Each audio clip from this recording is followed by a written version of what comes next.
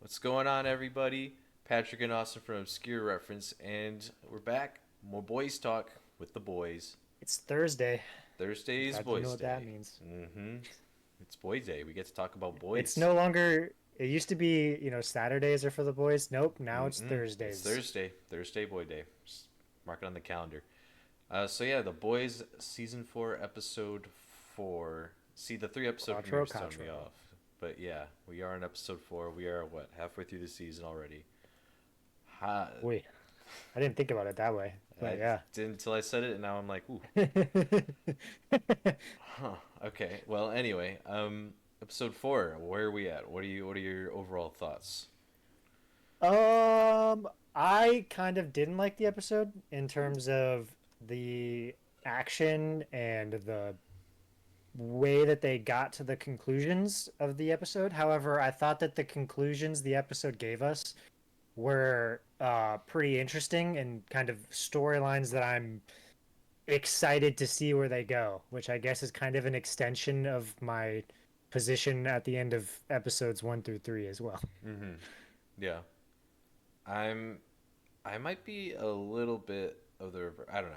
Maybe not the complete reverse, but I like this episode overall. I think there's some stuff that felt like we'd seen it before, but at the end of the day, I think the themes that this episode was going for, of, well, I don't really want to get into it too much, but it's essentially facing your past and how different people can See it differently. see it differently, how people respond to their abusive pasts differently, or traumatic pasts, I guess. And that's kind of reflected across most, if not all, the storylines in this episode. And I really dug where a lot of them ended up. And I also have a lot of questions raised by this episode. So, yeah, I think overall this might even be my favorite episode so far. So I'll go Ooh. so far as to say it. I'll do it. I don't know if that's a bad take. I guess I don't really remember I only kind of see those episodes as one episode because Mm-hmm. I watched them all at once, so I don't know that I could really pull them apart. Yeah. Um, And that's really be like, this one's my favorite. Yeah, and that's kind of where I'm at. Where it's like, well, do I remember anything standing out from the first 3 episodes? And like, kind of, but not really. This one, it's like I can, because I only watched this one, this week. It's like I can easily differentiate it and look at it as its own piece of work. Sure. But yeah. Do we have any other spoiler-free thoughts you want to get into before we jump in, or we want to just wave the spoiler flag now? Well, yeah, there's not really much you can talk about in this one without Mm-hmm. getting into spoilers, really. Alrighty. So yeah, this is your last warning. Get out of here. If you haven't seen the episode, go watch it. Come back. We'll be right here. But right now, we're diving into spoilers. You got 3 seconds. Oh, now it's 2 seconds. Oh, 1 second. All right, get out of here. It's spoiler time. Okay, where do you Oh want to boy. start? Well, I suppose we should start with Homelander. Mm-hmm. That was really one of the two big storylines here. It sounds Yes. like you had a better take, a better thoughts on that one than me. So why don't you start us off with that one? Ooh. This is probably when I mentioned that this episode stepped on well-tread territory. This was one of the bits I was kind of referring to. I think it's good to get an idea of what Homelander went through, even though I'm not sure we totally needed it. I think we all kind of assumed he had an awful childhood. Um, but seeing faces put to that and learning just exactly what he was put through, it's like, okay, that was neat. And then it just kind of turned into usual Homelander antics where he's Murder like porn? smiling and then he just is like, okay, now do this. Suck that guy off or whatever, you know what I mean? So, I don't know. And I think part of it is the showrunner's fault. He was like tweeting all week, like, "Hey, this is Anthony's like best performance yet. I'll keep saying it. Give him an Emmy." And it's like I kind of went in expecting a little more than what we got because what we got felt like normal Homelander More of the stuff. same? Yeah, Yeah.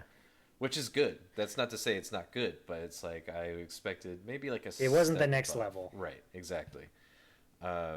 And some of it was just kind of like hard to watch. Like when he told that guy to wank it like in front of everyone, I'm like, this doesn't feel good. I don't like this at all. Might be the Yeah. most uncomfortable I've been watching this show, and that's saying something. Hmm. Um, no, actually, I take it back. The guy in the burning room when I actually had to look away for that. He put his hand on Frank. the glass, and then like part of it stuck. I was like, ugh. That's exactly what would happen. You would know what was going to happen when you touched that glass. Why'd you touch it? I don't know. I like the Fudgy the Whale shout out though. That was good. Shout out to Fudgy. Now the maybe the third TV show I can think of that has a Fudgy the Whale in it, which is odd. I don't know why, but Right. I really kind of didn't like this storyline until the very end. Mm. I thought that for the most part, it did nothing but show us more of what we already knew, and you literally could have cut all of this out. Yeah. Like, what if you had not shown me Frank getting burned alive and Marty wanking and then him lasering his dick? Mm-hmm. I would have gotten the exact same punchline to this storyline, and I wouldn't have had to have watched those things, which were just an extension of the Homelander is drunk on his own power and has realized he can basically do whatever he wants. Mm-hmm. So it didn't give me anything new. Now, the really interesting part to this was when Barbara showed up. So Mm-hmm. why couldn't we have just made the storyline he goes to Barbara's house and we avoid the rest of this and you just have like a conversation that way? I think that would have been more succinct and I probably would have. I mean, it's just a further extension of my point I've been kind of making throughout is like just some of this is just meandering for the sake of it. Mm-hmm. And the murder porn part of it didn't really get me because same thing like I said before, if I just feel like I've seen so much of it that Yeah. I'm kind of numb to it. Although there was one that got me in a different storyline, which we'll get to at some point. But Mm-hmm. um, so I really thought the Barbara part was interesting because she kind of comes at him with the truth bomb of like that love and attention that we've been seeing that he's needed this whole time was Mm-hmm. actually engineered by Vought so that he couldn't get out from under them. And I could I don't know that there wasn't like hints or anything to it beforehand or anything like that, but I guess you could kind of just like infer that probably was something that was planned, but I do like that they kind of just came out and said it like yes, Mm-hmm. it wasn't just us, like we really had you on every level, physically, emotionally, mentally. We were molding you to be what we wanted you to be. And I think that was kind of an interesting crescendo to that. Mm-hmm. Although I guess we get the whole he makes her watch them all die in front of her bit. But I like that she basically was like, I'm just gonna tell you how it is and give it to you. You don't get to live in la la land around me Mm-hmm. just because you have all of this strength. Right. You could have got out. You could have done all Mm. of these things yourselves and you didn't. Yeah. So don't come at me with that. Yep. And that was the part that I think, like you brought it back for me, where it was, a lot of the usual Homelander stuff, and then that happens, and we get, not necessarily an answer we were looking for, but one that we got. It's like, well, yeah, he probably could have broken out. Now that we all, we're thinking about it. Not that they're putting that in front of us, but and we get the reason why, like pretty much right after that. Um, and getting kind of like the idea of like how he was birthed too. Like obviously Soldier Boy's his dad, but getting more of the details behind that, how he like not only killed his mom, who was just a nobody they pulled off the street, which is fucked up, but then it killed like what, two nurses and a doctor or something like that. Like, so it was almost a necessity that they gave him that human need for love and stuff, and put that genetically engineered him with that. So Mm-hmm. yeah, I agree. That did bring it back for me, and I think having it was an easy trick, but having the elevator dings like cut to like the the the lab and stuff, and then the final ding is like Barbara in the room surrounded by her now dead colleagues, and then it cuts to Homelander again. He's just smiling. Like, that was an easy trick, but I think it worked. Mm-hmm.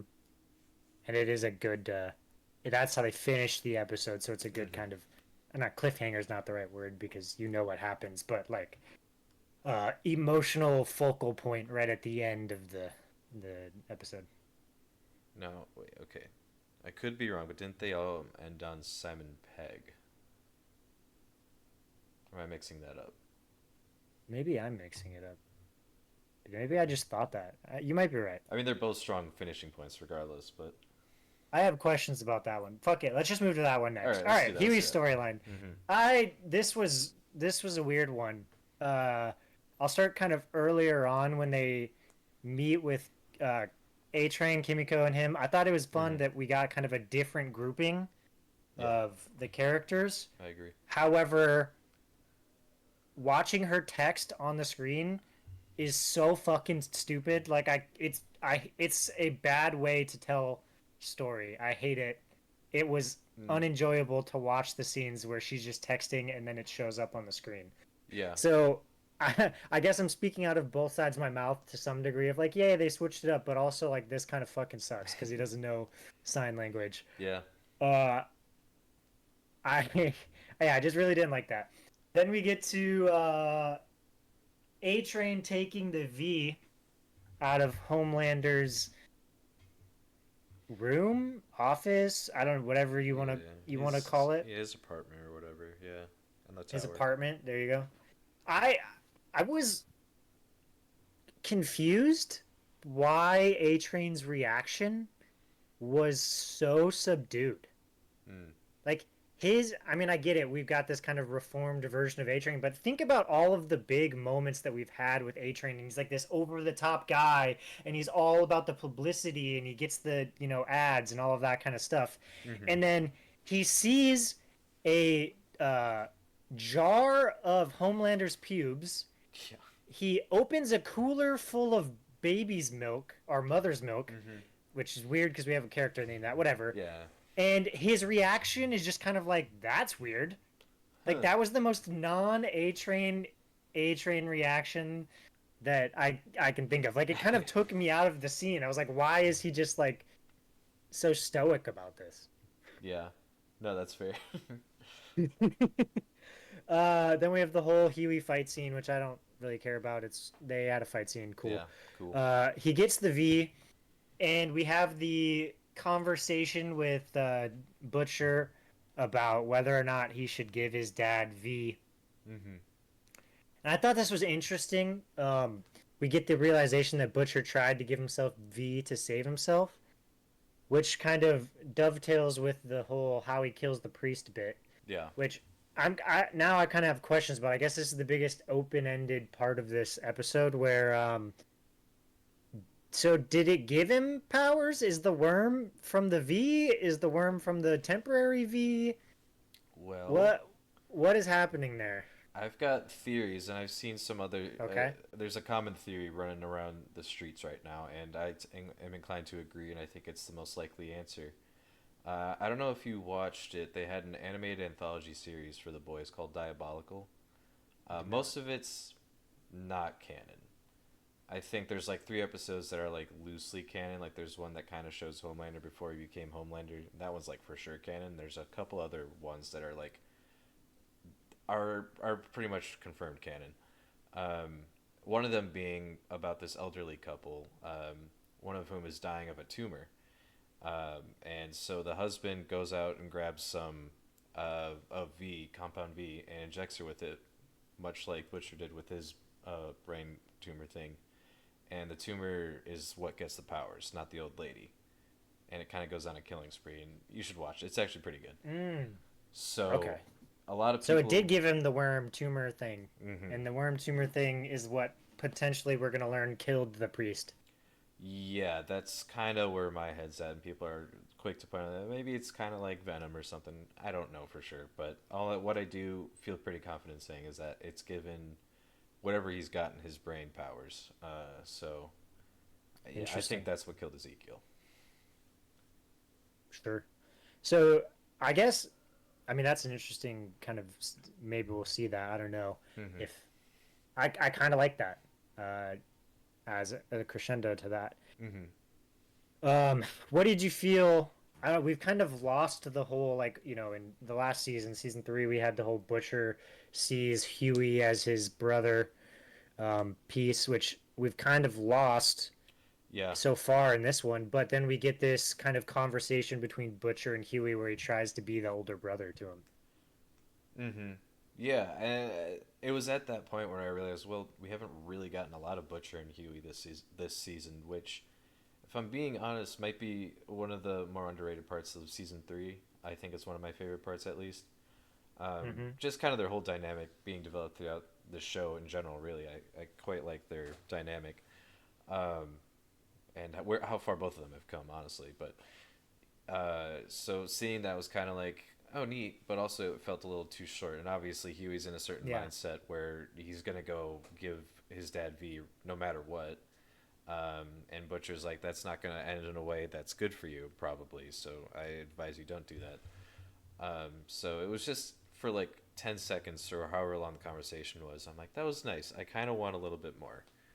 Yeah, it Um, felt stilted to me. a little bit of that too, honestly. Um, but It I didn't think, really feel like I think either of them like hmm there's a lot of like really deep emotional scenes between the two of them, and this one kind of felt almost surface level, even though it yeah, was supposed to be like this kind of because I guess we'll get. I don't know if you just were intimating there something different than what I saw in this, but mm. to my reading of it, Huey didn't give him V. To his dad, no, I don't think he did. Okay, okay, so we're on the same page there. Yeah, But so my point being with that this is supposed to be the moment where like Butcher kind of sets him straight, but it felt almost like not emotional enough, which I guess we could say is kind of something that I'm feeling across the board on this episode, since I felt that way about A Train as well. yeah. No, I'll agree on this scene at least. I think a scene where it did kind of work, and we're sticking with Huey. It's when he gets the V from A Train. I think that was kind of what I was alluding to when I was saying that like this episode's all about people facing like their demons and stuff, and face. Yeah, how do I want to put it? Uh, Figuring out how to face that in a positive light or a negative light. For Starlight, it wasn't super positive. It was for Homelander. It was also very negative. But for Atrian and Huey, there was a legitimate moment where Huey was like, I wasn't gonna say thank you. I was gonna tell you to go fuck off or whatever. But I mean it. Thank you. And they like shake hands and, for all intents and purposes, make up and make nice, which I feel like means we're getting a wrap on A Train pretty soon. But Interesting. I did. There was a moment, and it was subtle because like I was thinking about it. And it kind of was like broke my immersion for a second, where he gets the compound B from A Train, and then A Train just kind of walks away, like he walks like a few steps, like and then Huey says wait, and it's like, well, couldn't have A Train just run off, like, but I don't know. Maybe that's an intentional choice. Maybe it's their way of saying he was looking for some sort of forgiveness. He just really wants to put this in his past and move on, which I could maybe buy, but that's just something I've been thinking about. But I really like that scene. I In the back of my head, it's like, yeah, this dude killed this guy's girlfriend. Like, obviously, there's every reason to hate him, but at the same time, I kind of don't want them to hate each other anymore. I don't know. See, I got a little kind of emotionally crossed on this one because Mm, it felt like a tinge of farcical to me. Like he yeah. was saying it but not actually saying it. And I don't know if we're Mm, gonna get that mm-hmm. later or not, but to an extent it felt like Huey wasn't actually um because he didn't actually say sorry or I forgive you or anything. Right. He Yeah. kind of said, "All right, like fair enough." Mm, And it yeah, to an extent to me I was like, "Wait, is he just lying to him?" I don't so that one kind of I don't know. I don't yeah. know what the emotion of that was supposed to be. It kind of got lost on me. Yeah. And I'd have to go back to that scene in season one where he goes to the tower to like shake hands and make nice with A Train as like a PR stunt. I forget how that one played out, but maybe this one is like a nice mirror reflection to that. I don't know. I'd have to go back and watch that, but I don't know. I can see why he's So doing it that though. sure. So that gets us to somehow So, Huey's dad, mm, Simon Pegg, gets the V. I'm yes, gonna guess since you don't think it was Huey, you're on the same page as me that his mom took it. yes, Okay. yeah. Nope. I've How do got. you feel about that one? I. Here's the thing. I was so ready for Huey to like accept that his dad was dying and that him putting the V in his pocket was the end of it, and we were about to kill Simon Pegg right here and just be done with it. And then it happens, so I was really thrown for a loop, and I really didn't know what to think in the moment. I think it's a really interesting turn. I never would have expected it. I mean, I spent like the first like minute after that being like, wait, what? And then like the next 2 minutes being like, wait, did she? How did she actually do that? Did she? Because the way it's framed in the episode, she kind of like blinks or does something with her eyes, like she's making an effort or something, and then like his IV turns blue, like the Compound V. Um, so not to say that she's like the Jesus of Compound V, but it makes me wonder if she did something like that or if she injected him. We just didn't see it. Obviously, it's for dramatic effect, so either is super plausible, but I don't know. Yeah, to me, I don't know. Maybe I read it as her pickpocketing him to an Mm, extent, mm-hmm. and then injecting him. It kind of made me think which I'm sure this was on purpose, is they're trying to make us, realize that she's deeper than we thought. Yeah. Kind of like we got information with, her, the why she left, and all of that. Mm. There's something brewing in the background here with her that I'm hoping we get some more clarity on later. Yeah, and that's an angle I hadn't really considered, but it's like, yeah, with that, there's just no way we can trust her now, of what she's Mm-hmm. doing. Because, yeah, we Or know what she's she's. saying. Maybe she's lying. Right. So we know she's worked at VOT for, we don't even know how long, honestly. I don't remember if she said for how long. But it could be, all of her, whatever she's told Huey the first three episodes is all just bullshit. Maybe there's like way more to this. So that's a good point. I hadn't really considered that. But yeah, she's lost all trust with me at least. I don't trust her. Anyway. So yeah, actually, now that I'm thinking about it, I think you're right. That was the ending of the episode. So I Okay. don't know how I mixed that up, but whatever.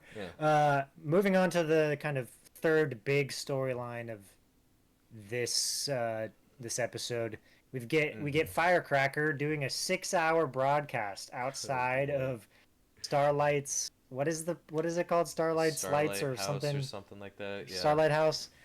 Um, which gets some interesting little tidbits. Mm-hmm. So obviously we see that there's a lot of weird stuff. We get Xavier on the screen, Deep and Firecracker do some weird sing along. There's Yeah. obviously a lot of like a mix of kind of religious television, like Mm-hmm. and all of that kind of stuff that they're hinting at around that. And then we get Butcher trying to get dirt on Firecracker Mm-hmm. to get her off the stage or kind of turn the narrative. And they find out that she was a camp counselor at a religious camp and decides to have sex with a 15-year-old, which is all right. It happened. And she turns that into a positive. They try to blackmail her with it. She says, Mm-hmm. send tweet, goes up there and kind of, you know, does more of what she does. She gets on stage and performs, um, and turns it into something that'll work for her, which And her was an base. interesting Yeah. twist. Interesting twist I wasn't expecting, but obviously it Mm-hmm. works for her character, and kind of what we've been building of her being in the pageants all the way back, and then being the Alex Jones kind of sit in and all of that. Mm-hmm. Maybe we should have gone with something other than the 15-year-old kid, but again, we're talking about, Well, a you know. commentary on Right. Catholicism, so Christian. Yeah. they did that. Exactly. Uh, then we get, Wait. Real quick. They also have yeah, Ezekiel there, and he's been accused of similar stuff, if I remember correctly. So it's just, right. Yep, I birds forgot of a about feather. that. Yes, yes, exactly. Then we get Frenchie breaking into her camper, which just a weird tangent because I watched The Fall Guy not that long ago. It looks very similar to the trailer that Emily Blunt has in The Fall Oh, Guy as well. yeah. Obviously Huh. different decorations, but looks very similar, That is odd. which was just wild. Um, Huh. it does, right? It does. I'm It not making does. that up. No, you're not. Yeah. Uh, and this is where Frenchie learns that Firecracker learns that Annie had got pregnant with Huey and Pre-brat. decides to have an abortion, and she announces this live on air, which sends Annie Mm-hmm. into kind of emotional breakdown, and she decides to beat Firecracker into a pulp on live television, Which was which immensely satisfying, if I'm being honest. But Yeah, it was something. I didn't quite get that feeling from it, but I guess I could see where you could get that because Hmm. this whole kind of build up we've got here. Uh, and we get Sage saying the whatever the pebble starts to roll down the hill or whatever the fuck. Something like that. Yeah. Continuing her metaphor from early on. Um, I it was a bombshell. I'll tell you that. I think Mm-hmm. all of the it led to this kind of emotional catharsis, like you said, which I kind of was fun. The part that really got me with this storyline was the discussion between Huey and Annie afterwards. Yes. It Yes. was an interesting way to kind of frame how political and kind of figures in the public eye, how everything they do becomes political and becomes played out in front of everyone. Like this incredibly personal moment, right, of her, like she says, going Mm-hmm. back and forth about what they want to do and not being ready. Now is going to become a political issue where one side's going to see it one way, it's her murdering children Mm-hmm. or murdering a child, and the other side is going to say, she's gonna put her piece out there and say, I wasn't ready and all things, Right. and I thought that was one of the best bits of kind of the politics that Eric is doing in this. I think this was one of the better examples of it in which he's kind of been not great so far this season. Mm-hmm. Yeah, and as soon as Firecracker dropped that bombshell, I'm like, well, the dominoes are all about to fall, and because we bookend Starlight's plot with her talking to the president elect, and he's getting her support for the bill that would take all the power away from Vought, so that heroes aren't in like the military or the police and all that good stuff. And we kind of the end of her storyline for this episode at least is the president elect saying, "Sorry, the Republican base of my voters don't want you associated with them anymore. They're we're not going to pass this bill." Mm-hmm. Which works just in general. This is, I think, a really great move. I think by the writers that to have something like this happen where it affects the overall story like that, but it's also a glimpse into Huey and Starlight's lives where you have that moment like you mentioned where I this might have been one of my favorite parts of the episode where they come together and they break it down. They're like commiserating with each other, and Huey's like, "Yeah, I get why you'd be mad and all that stuff. That was between us. That was Mm-hmm. private." Because I would have been very annoyed if that was something that Starlight did and didn't tell Huey, and I'm so glad they were in on it together. Sure.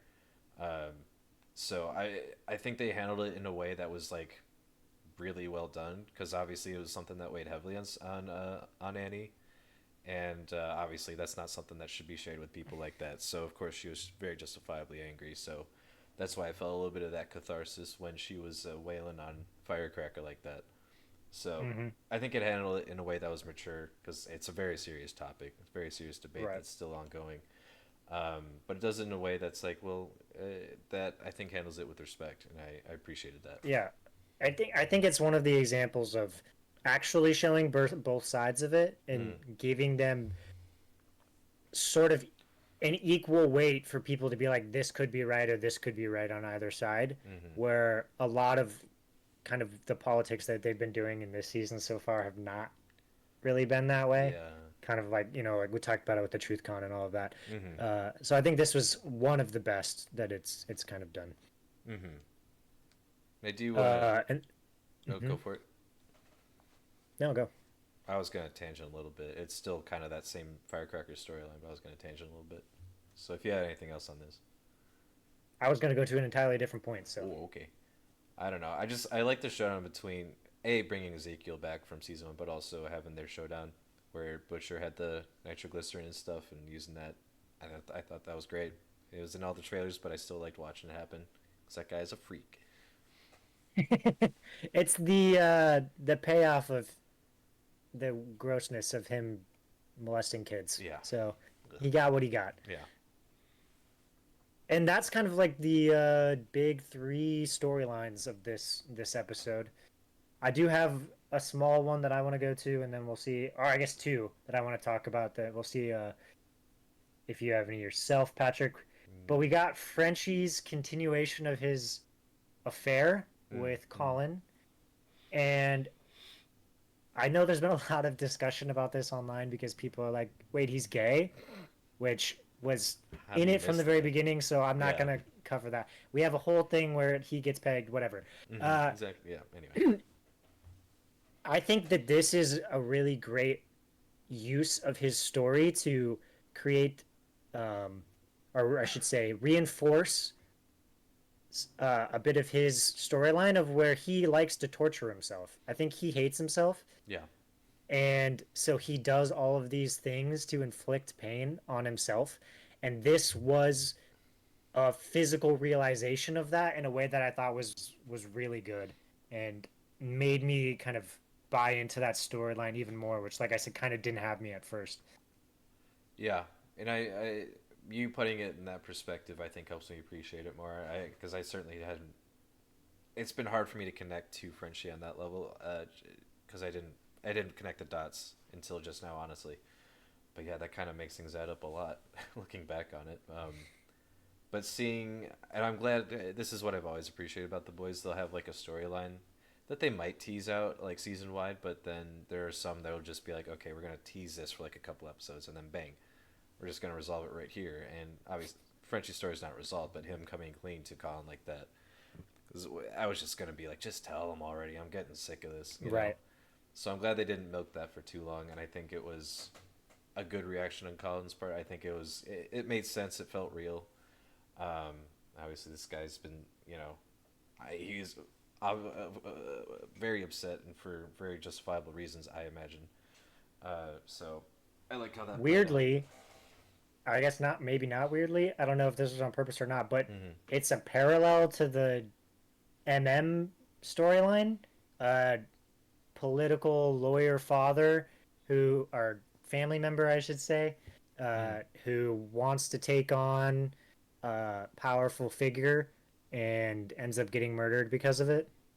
Mm. Mm-hmm. Which I don't, like I said, I don't know if that was on purpose or not, but I just kind of realized that in the Yeah. Yeah, could be. I don't know. That's an interesting thing to look at. I'll have to the think about that. uh, the other storyline, little storyline I wanted to talk about is Sage in the Deep.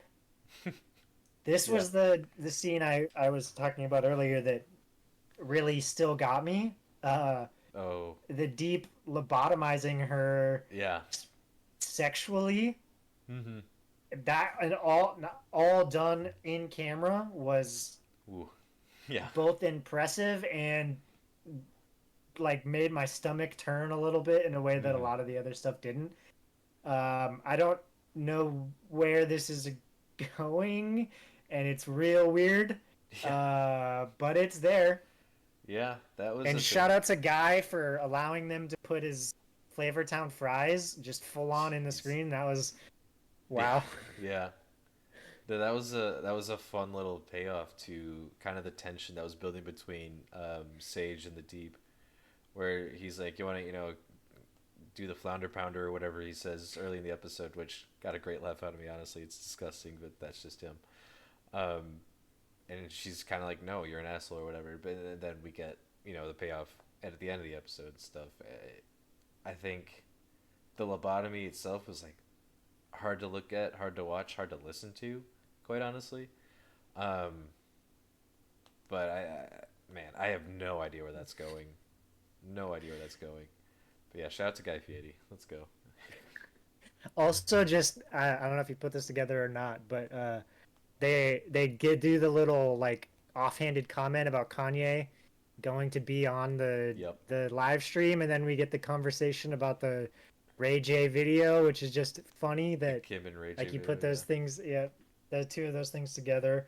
Because I would totally think about that, like if Kanye was on screen in that scenario. So I just think it's a fun little connection there. Yeah. Uh, Good story writing or That storytelling is or funny. little tidbits in the background. I do But want to. those are the only. Go ahead. Yeah. I've got one more, but I do want a quick shout out. It's not really related to it, but John Voight being at the firecracker event that got Yes. a good laugh out of me. Yeah. But the only other thing I would like to bring up would be the stuff with Butcher and MM, and I guess the boys in general. Because pretty early into the episode, Mother's Milk walks in with Butcher, and Annie's immediately like, "No, I don't trust him. Get him out of here," which is exactly what MM was saying like last episode, the episode before. and then also last season and the season before that, like it feels like we've been saying no, we can't trust Butcher, we can't trust Butcher, and then they end up trusting him anyway. I'm kind of done with that. I think we should move on past that. I think whatever he's got going on Agreed. inside of him should be a good catalyst to get past it, but we'll see. I don't know. That was just kind of annoying for me, but also seeing MM and Butcher kind of connect as they're going to Firecracker's trailer and just kind of having like a good discussion and stuff, and then Butcher coming in to save Frenchie like that. He's taking steps to redeem himself, so he's not completely intolerable, I guess. But This is interesting. You just connected two things in my brain. One, we've literally lost the plot on the boys at this point. Like mm, they're not the boys. They don't try and murder Soups. yeah, Like we just completely lost all of that to the like side stories. So that's interesting. We saw Victoria Newman for 5 seconds on the screen or whatever, and then it was voiceover. mm-hmm, So like it's weird where we've gotten with that. yeah, But the other one, the other part that you put together for me, which I hadn't really thought about, is uh, I want, as I said in the last episode, Butcher to kind of go out like Shepard did, kind of like mm-hmm, you have to die, you take it all on yourself, and you do the thing, and you die for your team. yeah, And we may be kind of getting farther away from that now, and that may not be the way they go with it, given this whole tumor worm superpower whatever, and he's kind of mm-hmm, lost the team, which I guess you could say like maybe the storyline comes together where it's like he's lost them all the way, but then he gives up he sacrifices himself, and that's how he gets a like lasting memory of them thinking of him fondly. I mm-hmm, could see that happening, but I'm starting to see more paths here where that's not the ending to his storyline, which would kind of bum me out. yeah. No, and that was the one big takeaway when I saw that the big common theory was tumor worm thing, whatever. It's like, well, that could give them a way out if they wanted to keep Butcher alive for one more season, or alive, period. And I'm not sure how I feel about that. They'll need to really sell me on that. I'm not convinced that they can make that work just from a character standpoint if he deserves that at this point. So we'll have to see how that plays out. I'm going to withhold judgment until we actually get there. I'm, but I am Mm-hmm. very sick of the we can't trust him. Okay, let's trust him kind of storyline. Yeah. And I do think, and it's by design, but his Carl Urban's performance this entire season's been a little bit more subdued. Obviously, because he's dying, but also, and that's the main reason, really. But so I do like when we get glimpses of like his old character where he's like swaggering about, talking about giving people like heroin enemas and stuff. Like I that's the Butcher I like, and we haven't got a lot of that this season for understandable reasons. But I like it when we get little glimpses of that. Let me see. I don't think there was anything else. Oh, actually, I know it was kind of nothing to you. It was kind of nothing to me too. But the fight scene with Kimiko and Huey versus the Shining Light or whatever they're called, I do appreciate how we're getting a little bit of a payoff for Annie training Huey in the Flatiron Building from like the first episode or episode two or whatever. So I like getting that. I hesitate to even call it a payoff, but I guess it was to an extent. Oh, also, when he tripped on the forklift prongs, I've done that. I didn't need a splint. Huey needs to get his act Yeah. together.